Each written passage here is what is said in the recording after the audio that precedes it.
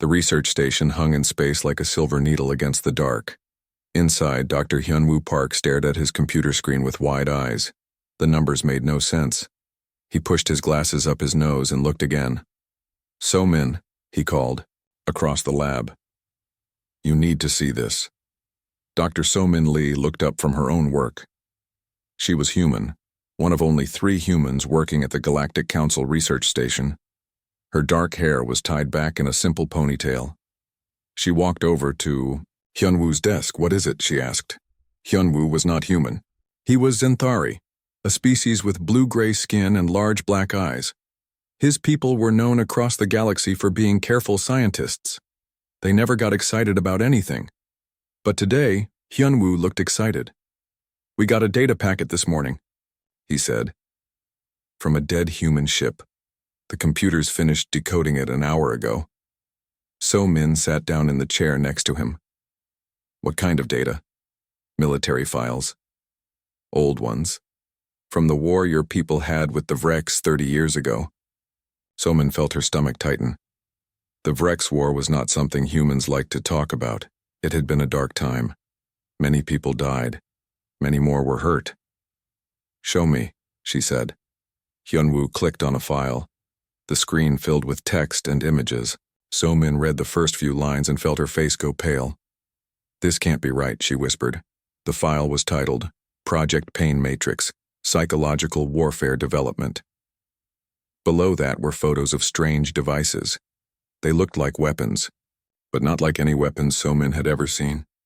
These were not made to kill quickly. They were made to hurt. Hyunwoo opened another file. This one showed plans for something called a neural agony amplifier. The description made So-min feel sick. It was a device that could make pain feel 10 times worse than it really was. "There are hundreds of these files," Hyunwoo said quietly. "All weapons designed to cause suffering. Not to kill, just to make beings hurt as much as possible." So-min's hands shook as she scrolled through more files. There were plans for terror bombs that created sounds and lights designed to drive people insane. There were pain grenades that could make every nerve in a body scream with agony. There were mind breakers that could force horrible images into someone's thoughts. "I don't understand," Hyunwoo said. "My people make weapons to stop enemies, quickly. The Korvani make weapons that destroy things fast. Even the Vreks make weapons that kill in seconds, but these are made only to cause pain." So-min kept reading. Each file made her feel worse. Her own species had created these things. Humans had sat in labs and meeting rooms and carefully designed ways to make other beings suffer. "Maybe there's more to it," she said. But her voice was weak. "Maybe there's a reason."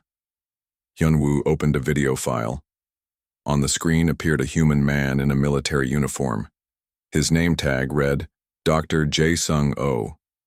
Behind him, So-min could see one of the pain devices.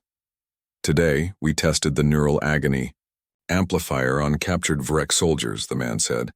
"The results exceeded our expectations. The subjects experienced pain levels that caused complete mental breakdown within minutes. The hive-mind connection was severed due to psychological trauma. We believe this approach will be more effective than traditional weapons." The video ended. Hyunwoo and So-min sat in silence. "Your people tested these things," Hyunwoo asked. "On prisoners?" So-min wanted to say no. She wanted to tell him it was fake, but the files looked real. The military stamps looked real. Everything looked real. "I need to report this," Hyunwoo said. He reached for his communication device. "Wait," So-min said quickly. "Please, let me look at more files first. There might be something we're missing." Hyunwoo stopped. He looked at her with his large black eyes. In them she could see fear. Not fear of her, but fear of what humans might be. "So-min," he said softly, "I have worked with humans for 5 years. You are good people. You help others. You save lives. But these files, I know how they look," So-min said. "But humans are not monsters. There has to be more to this story." Hyunwoo was quiet for a long moment. Finally he nodded. "One day. I will give you 1 day to find answers. Then I must report this to the council." So-min felt a small relief, but also great fear. If these files got out, every species in the galaxy would see humans as evil.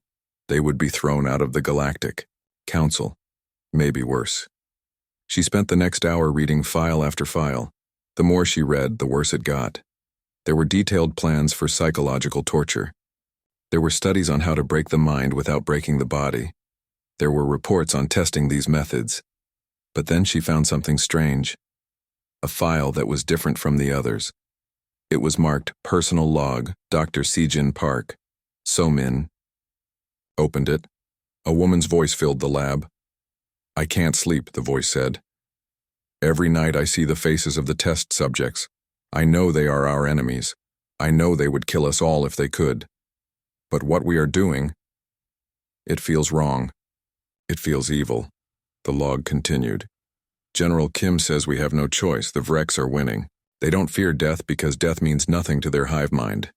But they do fear pain. They fear suffering. So we must give them what they fear." So-min listened to more logs. Each one showed humans struggling with what they were doing. They knew it was wrong. They hated it. But they felt they had no choice. Maybe that's the answer, So-min thought. Desperation. Fear. The need to survive. But even as she thought it, she knew it would not be enough. Other species had faced extinction, too. None of them had created weapons designed only to cause pain. Hyunwoo came back to check on her as the day shift ended. "Find anything helpful?" he asked. So-min looked at him. Yes and no. The humans who made these weapons hated doing it. But they still did it. "That might make it worse," Hyunwoo said. "It means they knew it was wrong and did it anyway." So-min nodded sadly. He was right. Knowledge of evil did not excuse evil acts. "There are still more files to check," she said. "Maybe tomorrow we'll find something better."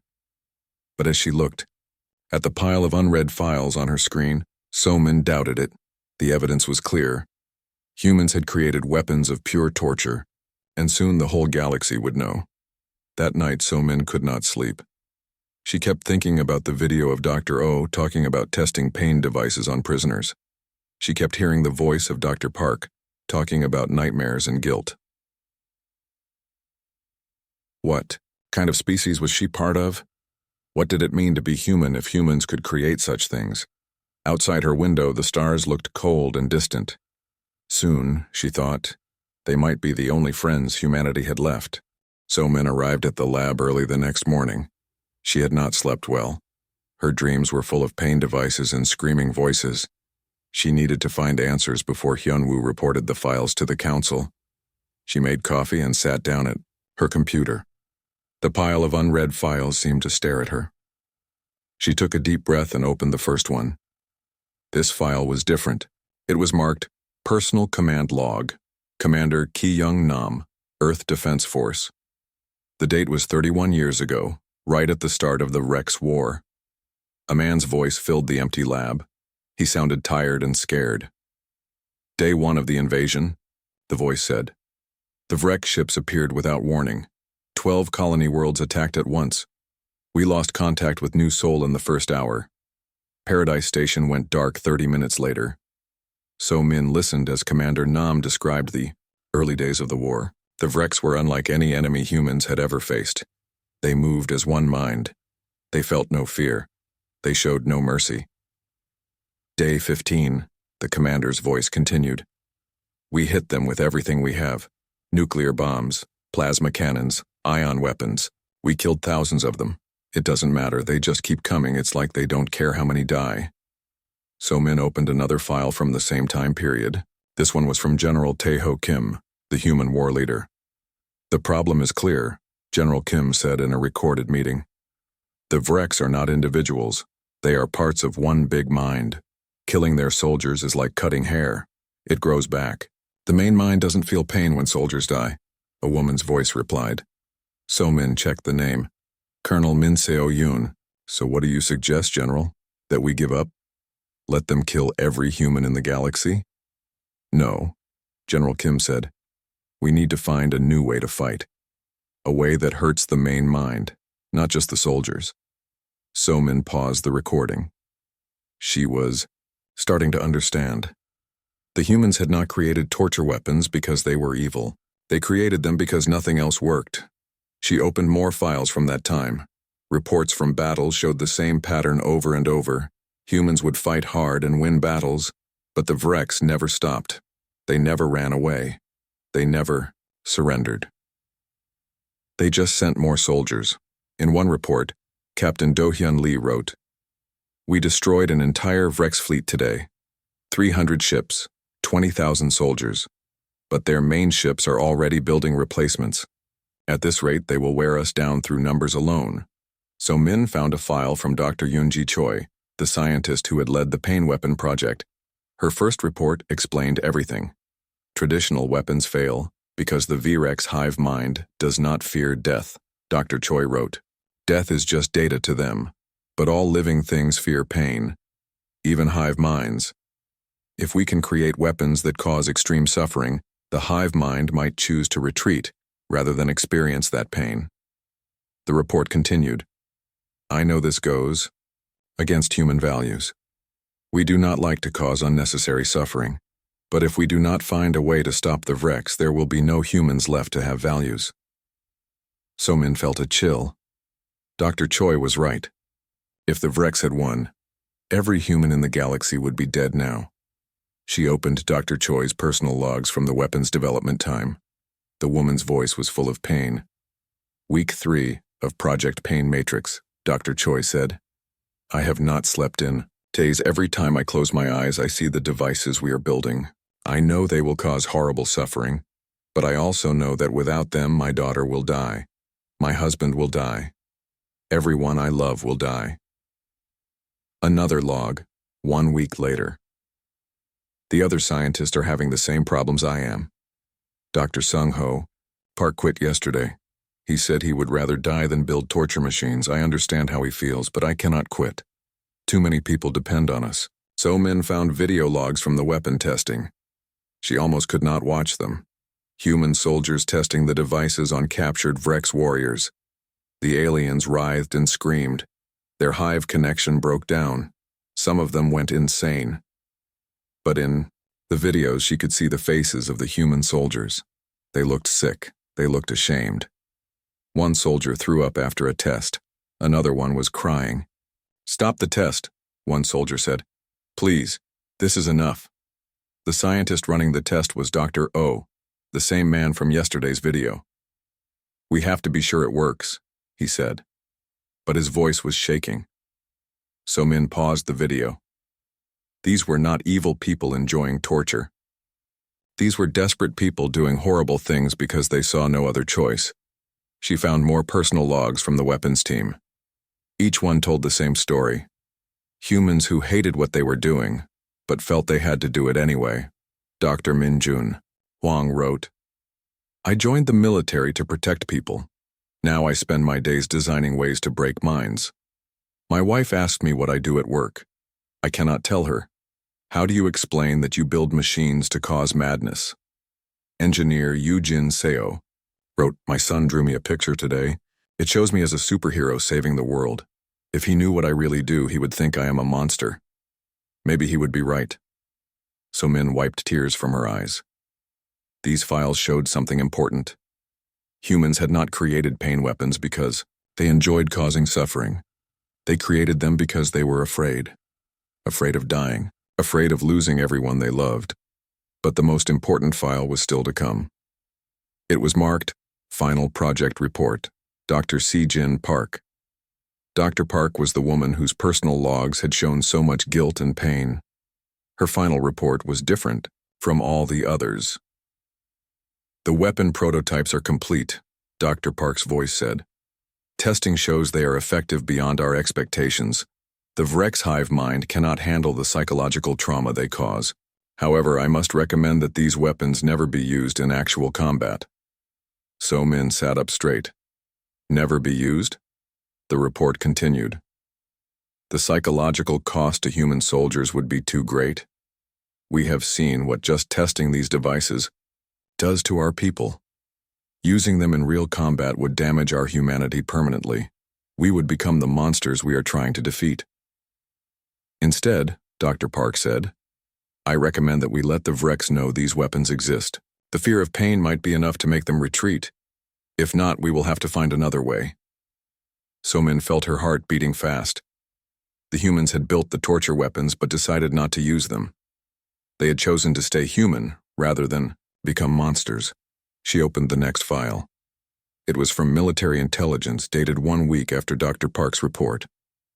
Operation Ghost Fear is now active, the file said. We will leak information about our pain weapons to Vrex intelligence. The goal is to make them think we are willing to use psychological warfare. If they fear the pain enough, they may choose to end the war. So-min smiled for the first time in 2 days. The weapons were a bluff, a trick. The humans had been too, scared to actually use them. But her smile faded as she remembered something. The files Hyunwoo had found yesterday showed the weapons being tested on prisoners. If they were just a bluff, why were humans actually torturing Vrex soldiers? She looked at the dates more carefully. The torture videos were from early in the project. The decision not to use the weapons came later. But that still meant humans had actually tortured prisoners, even if only for a short time. When Hyunwoo arrived at the lab, So-min was waiting for him. I found something, she said. The weapons were never meant to be used. They were a psychological trick. Hyunwoo looked at her hopefully. You mean the files are fake? No, So-min said sadly. The weapons are real, and they were tested on prisoners. But the plan was to scare the Vrex, not actually torture them in battle. Hyunwoo sat down heavily. So humans still created torture devices, they still tested them on living beings. The fact that they planned to use them as a threat instead of weapons does not change what they are. So-min knew he was right. Even if the weapons were meant as a bluff, they were still horrible things, and humans had still hurt prisoners to test them. There are more files, she said. Maybe there's still something that explains it better. But as she looked at Hyunwoo's sad face, she wondered if any explanation would be good enough. Humans had crossed a line that no other species had crossed. Even if they had good reasons, even if they felt bad about it, they had still done it. The question now was whether the galaxy would forgive them. So-min worked through the night. Her eyes were red and tired, but she could not stop reading. There had to be something more. Something that would explain what humans had really done. Hyunwoo found her asleep at her desk the next morning. Her head was down on her arms. Coffee cup sat empty around her computer. So-min, he said gently. Wake up. She lifted her head slowly. Her hair was messy and her eyes were blurry. What time is it? She asked. 7 in the morning. You have been here all night. Hyunwoo looked worried. Did you find anything new? So-min rubbed her eyes. Maybe. I found files from the end of the war. Something strange happened. She opened a file on her computer. This is from Admiral Won-sik Jung. He was in charge of the final battle. The Admiral's voice was confused and surprised. Day 112 of the war. Something impossible has happened. The Vrex are leaving. All of them. Every ship, every soldier. They are going back to their home space. Just like that? Hyunwoo asked. That's what I thought too, So-min said. But listen to this. She played another file.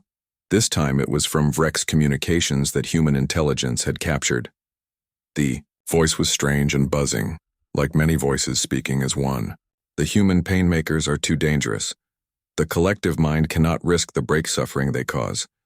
We withdraw from human space. We do not return. Hyunwoo's large eyes went wide. They were afraid. The Vrex hive mind was actually afraid of human weapons. But here's the strange part, So-min said. She opened another file. This is from Dr. Jae-sung Oh, the psychological warfare specialist. It's dated 3 days before the Vrex left. Dr. Oh's voice was excited. Operation Ghost Fear is working perfectly. We leaked the pain weapon information to Vrex intelligence exactly as planned. They now believe we have an entire army of torture devices ready to use. The beautiful part is, we never had to actually use them. So Min paused the recording. Do you understand what this means? Hyunwoo thought for a moment. The humans won the war without using the torture weapons. It was all a trick. Exactly. The Vreks were so afraid of the pain weapons that they left before humans could use them. But that's not the most important part. So Min opened a new file. This one was marked Top Secret Final War Report. A woman's voice filled the lab. This is General Min Seo-yoon, with the final report on Project Pain Matrix. I am happy to report that none of our psychological warfare devices were deployed in actual combat. The threat alone was enough to end the war. The general continued. However, I must note that the prototypes created for this project will be destroyed immediately. The testing phase showed us that these weapons are too dangerous to exist. Not dangerous to our enemies, but dangerous to ourselves. What does she mean? Hyunwoo asked. So Min opened another file. This explains it. It's from Dr. Sejin Park again. Dr. Park's voice was sad but firm. Today we destroyed the last pain weapon prototype. It was the right choice. During the testing phase, we saw what these devices did to the human soldiers who used them. They could not sleep. They had nightmares. Some of them hurt themselves because they felt so guilty. The recording continued.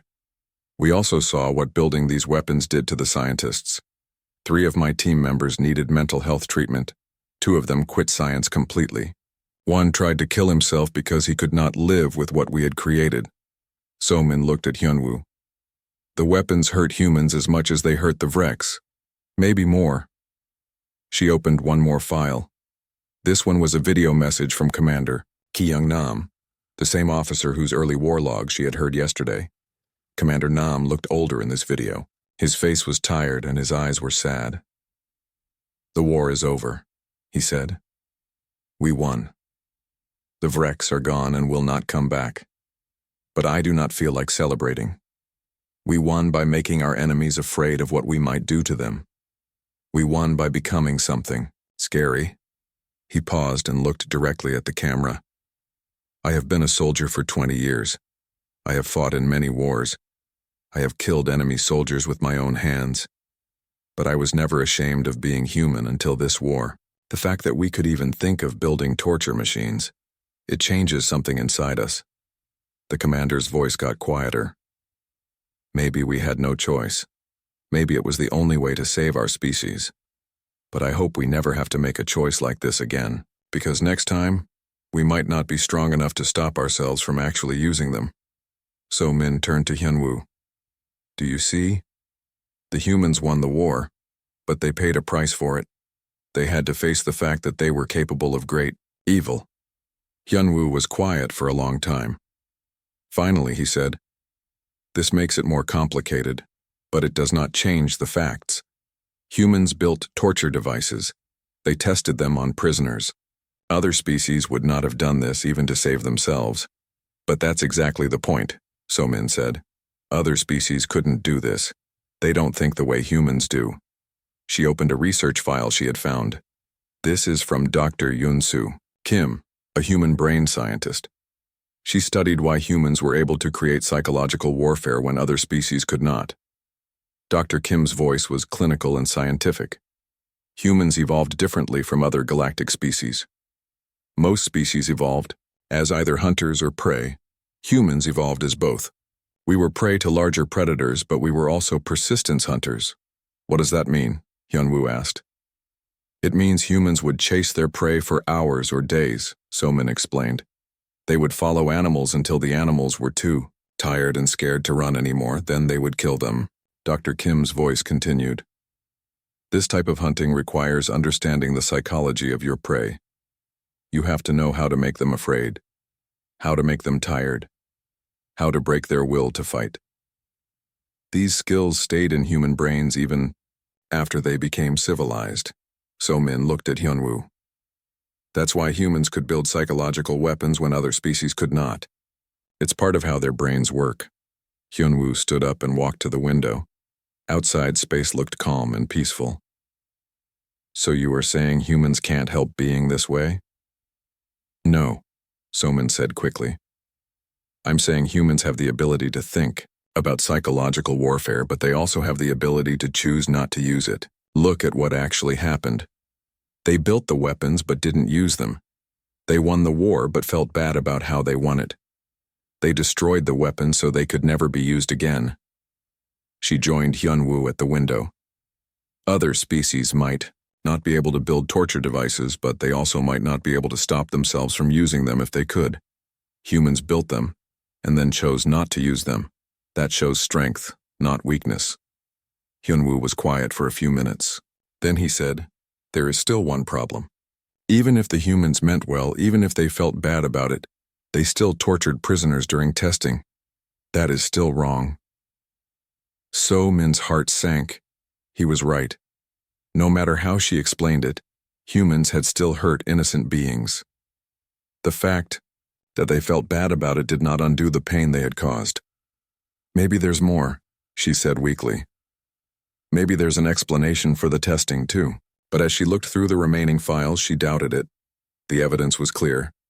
Humans had tested torture devices on living prisoners. Even if it was for a good cause, even if they regretted it, they had still done it. Then she found something that made her heart beat faster. A file marked Testing Protocol Ethical Review Board. She opened it quickly. Maybe this would have answers. Dr. O's voice came from the computer. "The Ethical Review Board has approved limited testing of psychological warfare devices on volunteer subjects only. No testing will be conducted on prisoners of war or captured enemies." So Min felt confused. Volunteer subjects? But the videos showed Vrex prisoners being tortured. She searched through more files frantically. Finally, she found what she was looking for. A file marked Testing Subject Information. The truth was incredible.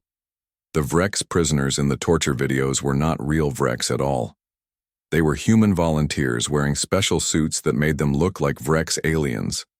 The screaming and pain were all acting.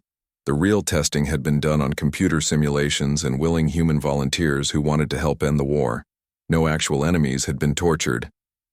So Min laughed out loud. "Hyunwoo, the torture videos were fake. They were made to fool Vrex spies." But when she turned around, Hyunwoo was not smiling. He was looking at his communication device with a worried face. "So Min," he said quietly, "we have a problem. Someone has been monitoring our research. The Galactic Council knows about the files." So Min's heart stopped. "What do you mean?" "Ambassador, Woojin Kang just sent me a message. The Council is calling an emergency meeting. They want to discuss whether humans should be expelled from galactic civilization." So Min looked at her computer screen full of files. All the evidence that could save humanity was right there. But would anyone listen long enough to hear the whole story? The emergency council meeting was set for the next day. So Min and Hyunwoo worked through the night to prepare their evidence. They knew they had only one chance to save humanity's place in the galaxy. Ambassador Woojin Kang arrived at the research station early in the morning. He was a tall human with gray hair and worried eyes. He had been representing humanity to the Galactic Council for 10 years. "How bad is it?" he asked So Min. "Bad," she said honestly. "But not as bad as it looks. We found evidence that changes everything." Ambassador Kang sat down and listened as So Min explained what they had discovered. His face went from worried to surprised to hopeful. "You're saying the torture videos were fake?" he asked. "Completely fake," So Min said. "They were made to trick Vrex spies. No real enemies were hurt during testing." "And the weapons were never used in actual combat?" "Never. They were destroyed right after the war ended." Ambassador Kang leaned back in his chair. "This is good news. But will the council believe us?" Hyunwoo spoke up. "I have been studying the files for 3 days. Everything So Min says is true. The evidence is clear." "Thank you," Ambassador Kang said to Hyunwoo. "Your support will mean a lot to the council." They traveled to the council station on a fast ship. During the trip, So Min organized all their evidence into a clear presentation. She wanted to make sure the council understood the whole story, not just the scary parts.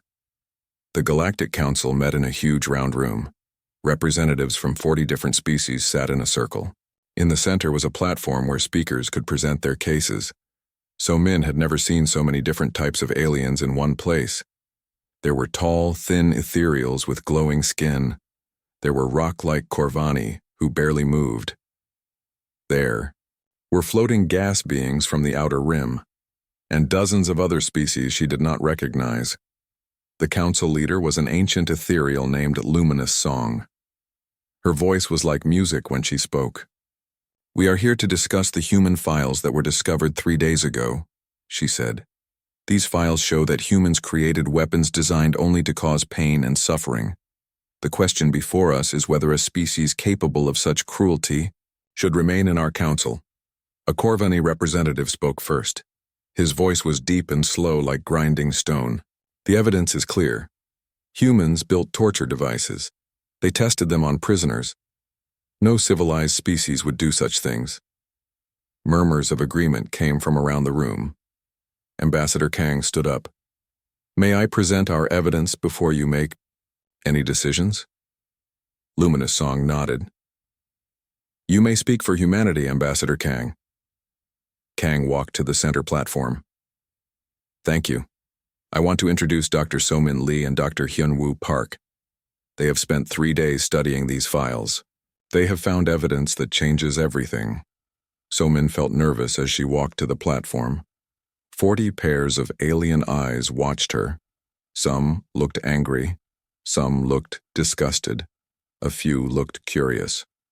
3 days ago," So-Min began, "we thought we had discovered proof that humans were monsters, but as we studied the files more carefully, we found a different story." She activated a holographic display. The first image showed the original torture weapon files. Yes, humans designed these devices. Yes, they are horrible. But look at this. The display changed to show Dr. Park's final report. So-Min played the audio where Dr. Park recommended that the weapons never be used. "The humans who built these weapons decided not to use them," So-Min said. "They chose to stay human rather than become monsters." A representative from the Spiral Alliance interrupted. "But they still built the weapons, they still tested them." "Did they?" So-Min asked. She showed the files about the fake testing videos. The torture videos were performed by human volunteers, in disguise. They were made to trick enemy spies. No actual prisoners were harmed.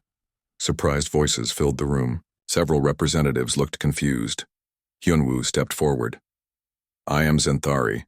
My people have no love for humans, but I have studied these files carefully. Dr. Lee speaks the truth.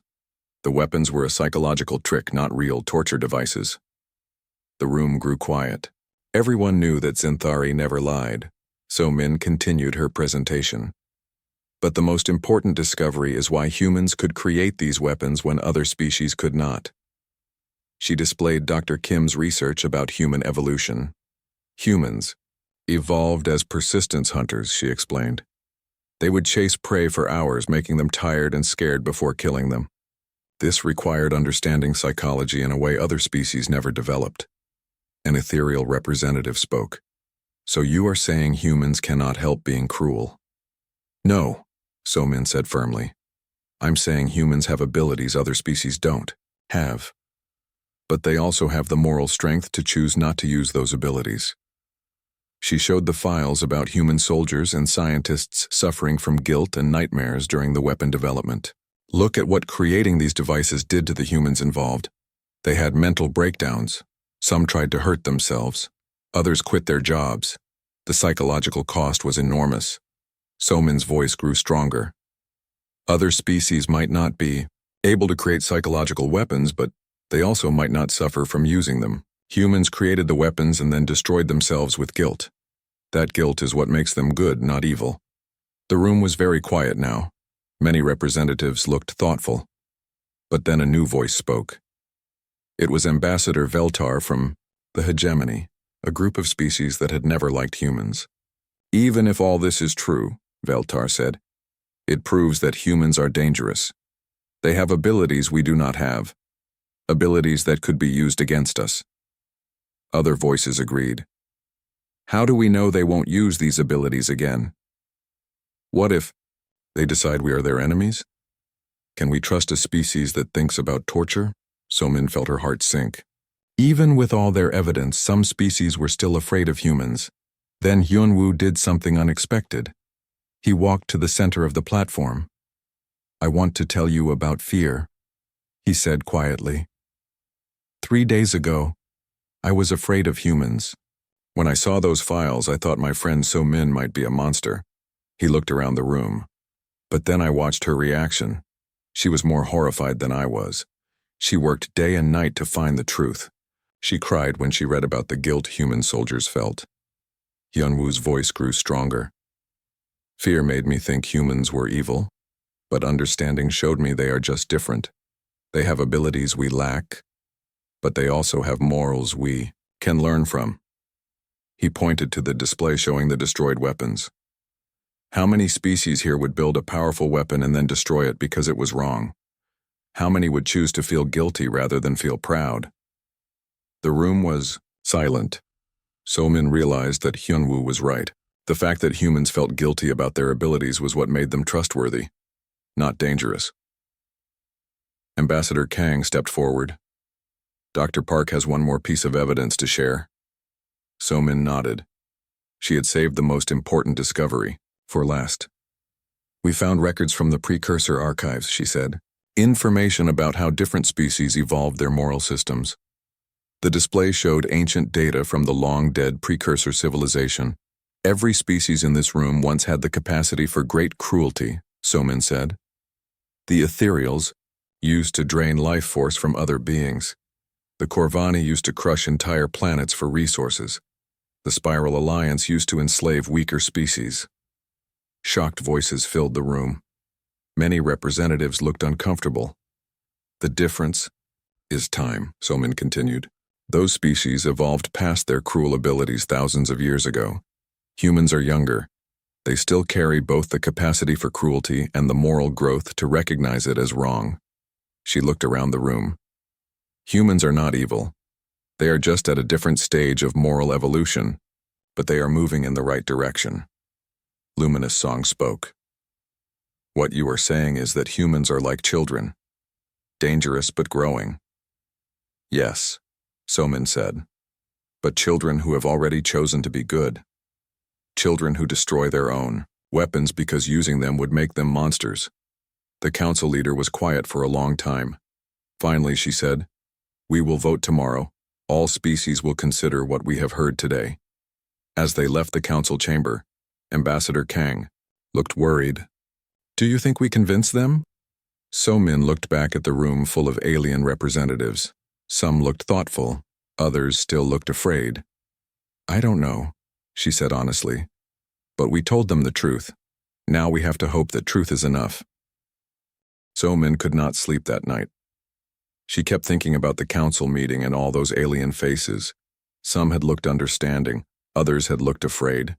She wondered which group would win the vote. The next morning, she met Hyunwoo and Ambassador Kang for breakfast. None of them ate much, they were all too nervous. "Whatever happens," Ambassador Kang said, "you both did everything you could. Humanity owes you a debt." "I just hope it was enough," So-min replied. They walked to the council chamber together. The room was full again. All 40 species had representatives there. The air felt heavy with tension. Luminous Song called the meeting to order. "Yesterday, we heard evidence about human weapons development during the Vrex War. Today we will vote on whether humans should remain in the Galactic Council." She looked around the room. "But first, several representatives have asked to speak." The first speaker was Ambassador Veltar from the Hegemony. So-min's heart sank. She knew he would argue against humanity. "Fellow representatives," Veltar said, "we must not let emotion cloud our judgment. Yes, humans felt guilty about their weapons. Yes, they chose not to use them, but the fact remains that they created devices designed to cause suffering." He activated a display showing the original weapon files. "No other species in this council has ever built such things. Even in our darkest hours, even when facing extinction, we found other ways to fight." Murmurs of agreement came from several representatives. "The question is not whether humans are evil," Veltar continued. "The question is whether they are safe. Can we trust a species that thinks about torture when they are afraid? What will they do the next time they face a threat? More voices agreed. So-Min felt her hope fading. But then another representative stood up. It was Elder Corvinvel from the Stone Peoples. His species rarely spoke in council meetings. "I am old," Elder Corvinvel said in his slow, deep voice. "I have lived for 800 years. I have seen many species join our council. I have seen some leave." He paused and looked around the room. "The hegemony representative says no other species has built torture weapons. This is true. But it is not the whole truth." The elder activated his own display. It showed historical records from various species. "The ethereals used to capture enemies and slowly drain their life force over weeks," he said. "The Spiral Alliance used to put prisoners in mind control devices that drove them insane. My own people used to crush enemies slowly with gravity weapons." The room grew very quiet. "We did not call these things torture," the elder continued. "We called them efficient energy extraction or psychological warfare or gravity combat tactics, but they caused suffering just as much as human pain devices." He looked directly at Veltar. "The difference is not that humans are more cruel. The difference is that humans called their weapons what they really were. They admitted they were building torture devices. They felt ashamed. We did not." Elder Corvinvel sat down. Several representatives looked uncomfortable. They did not like being reminded of their species' dark histories. The next speaker was thought singer Arya from the Ethereal Collective. Her glowing form floated to the center platform. "I have been thinking about the human files all night," she said in her musical voice. "Something about them troubles me deeply." So-Min held her breath. Was this another argument against humanity?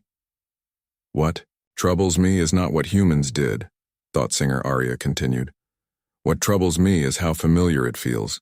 When I read about human scientists suffering from guilt and nightmares, I remembered stories from my own people's past." Her voice grew sad.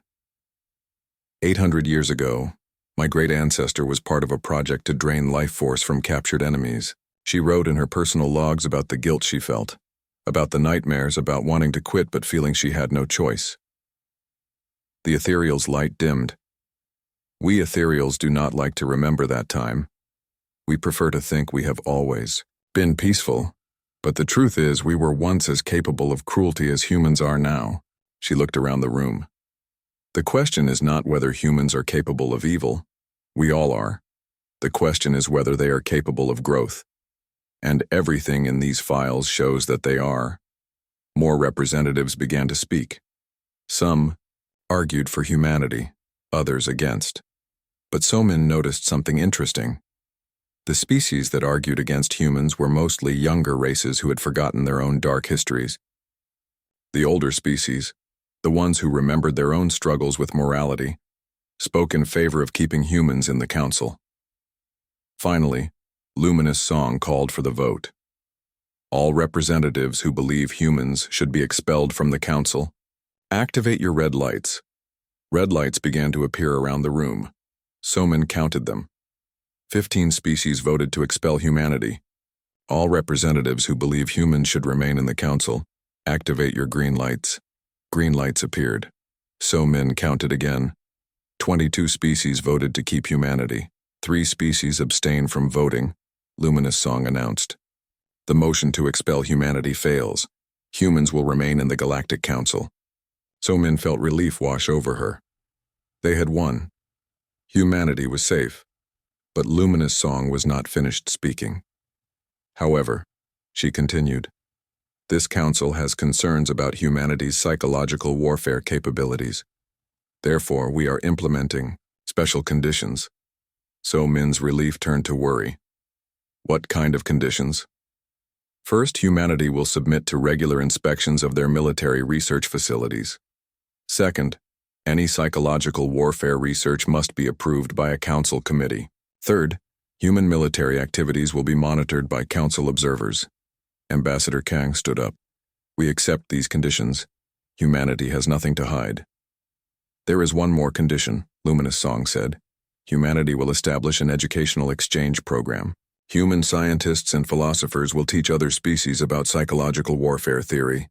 In return, older species will teach humans about moral evolution. So-Min smiled. This was not a punishment. It was an opportunity for all species to learn from each other. This council session is closed, Luminous Song announced. As representatives began to leave, many of them stopped to talk to So-Min and Hyun-Woo. Some thanked them for their research. Others asked questions about human psychology. Elder Corvin Vel approached them. You did good work, young ones. Truth is always better than fear. Thought singer Arya floated over. I would like to learn more about human guilt responses. My people could benefit from understanding such emotional reactions. Even Ambassador Veltar approached them, though he looked embarrassed. I still have concerns about humanity, he said. But perhaps those concerns come from my own species, fear rather than human actions. Later, as they traveled back to the research station, So-Min felt exhausted but happy. We did it, she said to Hyun-Woo. We saved humanity's place in the galaxy. You did it, Hyun-Woo corrected. You never gave up looking for the truth. We both did it, So-Min said. You could have reported the files immediately. Instead, you gave me time to find answers. Hyun-Woo smiled. I learned something from this. Experience. Fear makes us see enemies where there might be friends. Understanding makes us see friends where we feared enemies. Ambassador Kang joined their conversation. What you both did was more than just save humanity's council membership. You started a new kind of cooperation between species. He was right. Over the following months, the educational exchange program led to amazing discoveries. Human psychologists helped other species understand their own emotional responses. Alien philosophers helped humans develop new ethical frameworks. The research station where So-Min and Hyun-Woo worked became a center for interspecies cooperation. Scientists from across the galaxy came to study how different species approached moral questions. One day, 6 months after the council vote, So-Min found an interesting message in her files. It was from Dr. Si-Jin Park, the human scientist who had designed the original pain weapons. Dr. Park was now 90 years old. She had spent 30 years feeling guilty about her wartime work. But after hearing about the council case, she had written to thank So-Min. For 30 years, I thought I was a monster, Dr. Park's message said. I thought what we did during the war made us evil. But your research showed me something different. We faced an impossible choice and found a way to stay human. We chose guilt over pride, restraint over revenge. Maybe that's what makes us good, not evil. So-Min shared the message with Hyun-Woo. She's right, you know. The guilt humans felt about their weapons was not a weakness. It was their strength. Hyun-Woo nodded. My people feel guilt too, but differently. We feel bad when we make mistakes. Humans feel bad when they even think about making mistakes. It prevents them from doing evil things. They looked out the window at the stars. Ships from dozens of species traveled between them, carrying people and ideas and friendship. Do you think humans will ever evolve past their capacity for cruelty? Hyun-Woo asked. So-Min thought about it. Maybe. But I hope they never evolve past their capacity for guilt. That's what keeps them from using their crueler abilities.